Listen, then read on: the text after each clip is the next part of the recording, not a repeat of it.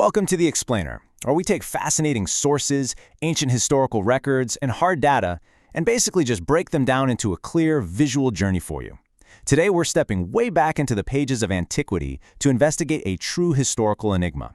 We are looking at what is arguably the single most sacred, powerful, and mysterious object ever described by human civilization, the Ark of the Covenant. We're going to trace its incredible origins, its legendary power, and finally, its absolute baffling disappearance. Okay, let's dive into this. What if the most powerful and mysterious object ever described in ancient history just vanished, leaving behind what's honestly one of the greatest unsolved mysteries of all time? And we aren't just talking about some old myth that slowly faded away over the centuries, right? We're talking about a physical artifact of immense cultural, religious, and historical significance. It was the very heartbeat of a nation. And then, suddenly, it was just gone. There's no definitive record of its destruction, no confirmed sightings of it being moved, just this massive, echoing silence in the historical record. So, to really unravel this ancient puzzle, we need to answer three core questions. First, what exactly was the Ark? Second, why was it considered so incredibly sacred? And lastly, where did it disappear to? Let's just take these piece by piece. According to the Hebrew Bible, the Ark wasn't just some simple wooden box. It was an incredibly precise, magnificent artifact, and it was forged under divine directive. The biblical text outlines God's specific, highly detailed instructions to Moses for how to build it. It was crafted from acacia wood and then entirely overlaid with pure gleaming gold, both inside and out. It had these gold-covered carrying poles, mainly because it was considered so holy that human hands literally weren't permitted to touch the Ark itself. Inside this massive chest rested the stone tablets inscribed with the Ten Commandments. But the most striking feature of all was mounted right on top, two golden cherubim facing each other with their wings outstretched. And that brings us to the most crucial element of the whole shebang, the mercy seat. This was the solid, pure gold cover placed over the Ark, situated right smack in the middle of those two golden cherubim. Now, you might be wondering, why is this specific part so important? Well, in the ancient Israelite tradition, the mercy seat wasn't just a lid to keep the dust out. It was viewed as the literal earthly dwelling place of the divine. It represented God's direct covenant with the people of Israel. It was essentially the physical intersection between heaven and earth. You know, the Ark wasn't just kept hidden away in a tent all the time. It actually had a highly dramatic, incredibly active journey through the wilderness. As the Israelites moved, the Ark moved with them, literally leading the way. The Hebrew Bible places the Ark right at the center of some of the most famous historical and biblical events. It's described as halting the rushing water so they could cross the Jordan River. It was marched around the city walls during the famous fall of Jericho. They even brought it directly into battlefields as the ultimate symbol of divine power. At one point, it was actually captured by the Philistines in battle, which was an absolutely catastrophic loss for the Israelites, only to eventually be returned to Israel after bringing total devastation to its captors. It was an object in constant, dynamic motion. Now, what's really interesting about this slide is how we have to carefully distinguish between the biblical accounts and the archaeological records. The biblical texts describe this miraculous object with awe-inspiring supernatural power, stuff that could level city walls and strike down entire armies. However, as an explainer of historical material, we have to note that historians and archaeologists approach this a bit differently. They're looking for physical evidence, independent ancient texts, and corroborating artifacts, right?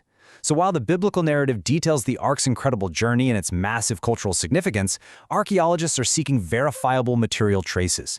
It is absolutely vital we don't present religious traditions as proven historical facts, but rather we need to understand just how deeply these accounts shaped the entire history and culture of the region.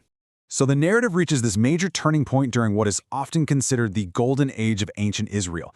King David makes a monumental political and religious decision. He brings the sacred Ark into his newly conquered capital, Jerusalem. By bringing the Ark into the city, David effectively centralized ancient Israelite worship. He essentially merged the political power of his kingdom with the ultimate symbol of their religious faith. So Jerusalem wasn't just the capital anymore. It became the spiritual epicenter of the Israelite world, all because the Ark was now resting safely within its walls. So, the really crucial point is what happens next under King David's son, King Solomon. Solomon actually builds the first temple in Jerusalem, this permanent, magnificent structure specifically to house the Ark. And he creates a very specific place for it, the Holy of Holies. This was the inner, most sacred chamber of Solomon's temple. And the exclusivity of this room literally cannot be overstated. It was completely restricted. No one could enter it. Not the king, not the royal guards, not even the regular priests. Only the high priest was permitted to enter this sacred chamber, and get this, only on one specific day of the entire year.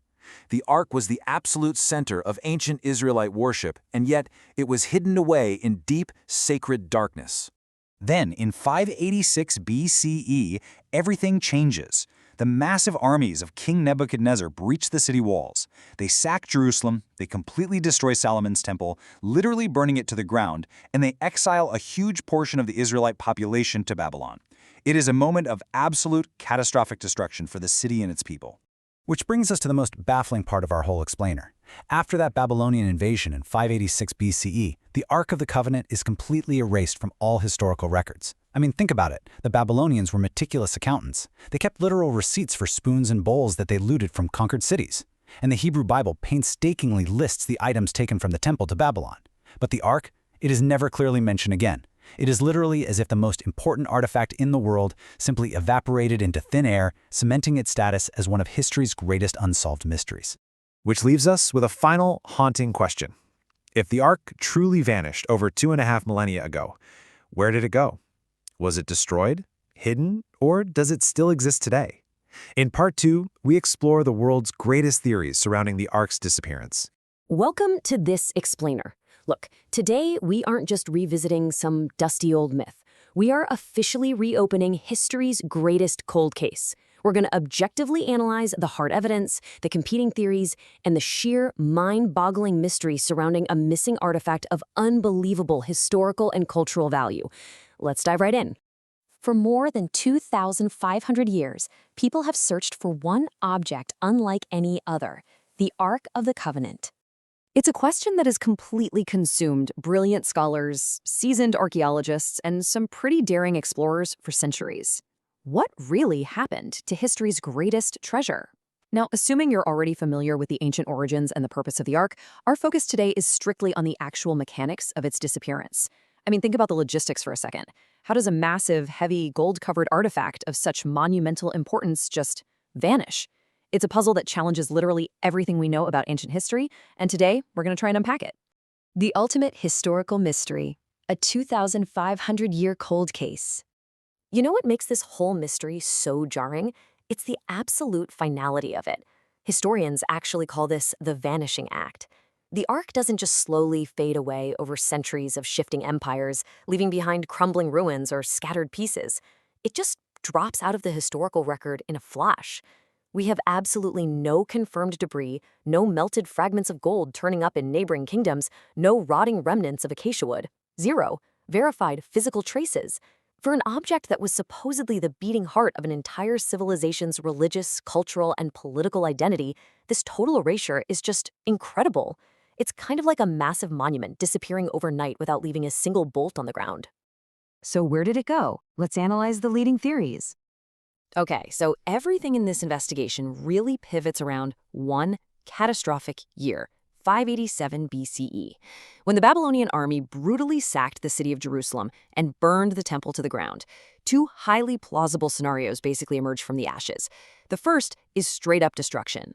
Given the Babylonians' historical track record for violently plundering conquered cities, it's highly probable, from a purely historical standpoint, that the Ark was captured during all that chaos, smashed apart, and simply melted down for its immense gold content. But there's a second, equally compelling theory: foresight.